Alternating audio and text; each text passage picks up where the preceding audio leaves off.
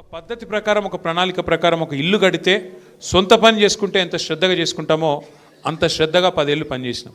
ఆ క్రమంలోనే రాజేంద్ర నగర్లో ఇప్పుడే తమ్ముడు కార్తిక్ రెడ్డి గారు చెప్పినట్టుగా ఎన్నో పనులు చేసినాం. ఎవరి కోసమో చేయలేదు, ఓట్ల కోసమో గెలుపు కోసమో ప్రకాష్ గౌడ్ కోసమో చేయలేదు. పని చేసింది ప్రజల కోసం, మన రాష్ట్రం కోసం, మన ప్రాంతం బాగుండాలన్న ప్రేమతో చేసినాం. అది గండిపేటలో పార్కును బాగా చేసుకునేది కావచ్చు, అట్లాగే ఆ సైకిల్ ట్రాక్ ఏదైతే ఈరోజు భారతదేశంలోనే చర్చనీయాంశంగా మారిన ఆ సైకిల్ ట్రాక్ కావచ్చు, లేదా మీకు గుర్తుండాలి కరోనా సమయంలో దేశంలో కార్మికులందరూ పారిపోయినారు, ఎక్కడికక్కడ బిల్డింగ్లన్నీ ఆగిపోయినాయి.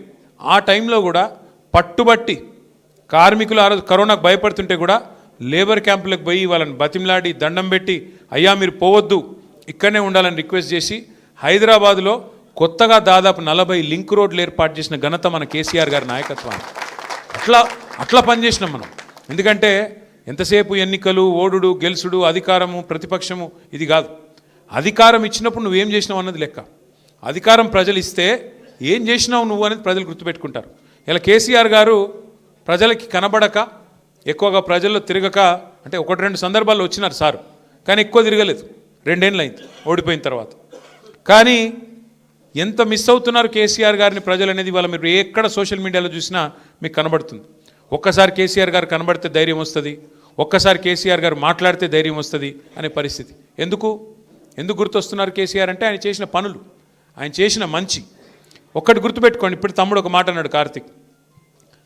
కేసీఆర్ గారు ప్రభుత్వంలో 2014లో ఆనాడు బాధ్యత తీసుకున్నప్పుడు ఈ రాష్ట్రంలో భూముల విలువ ఎంత, ఆయన దిగిపోయిన నాడు 2023 డిసెంబర్లో మరి మన సంపద ఎంత, భూముల విలువ ఎంత. ఆనాడు ఒక్కొక్క చోట, నేను హైదరాబాద్ గురించి మాట్లాడలేదు, ఎక్కడో ఆదిలాబాద్ కావచ్చు, అలంపూర్ కావచ్చు, కోదాడ కావచ్చు, నారాయణఖేడ్ కావచ్చు, మారుమూల ప్రాంతాలు కావచ్చు, అక్కడ కూడా 5 లక్షల రూపాయల విలువ ఉన్న ఎకరం ఉన్న పొలం కేసీఆర్ వచ్చిన తర్వాత కరెంట్ ఇచ్చి, నీళ్ళిచ్చి, వ్యవసాయం బాగయి అద్భుతమైన పథకాలు తీసుకొస్తే 5 లక్షల ఎకరం ఉన్న పొలం దాదాపు 50 లక్షలైంది, 25 లక్షలైంది, 30 లక్షలైంది. ప్రజల సంపద పెరిగింది. ఏమైంది దానివల్ల? సంపద పెరిగితే ధైర్యం వచ్చింది.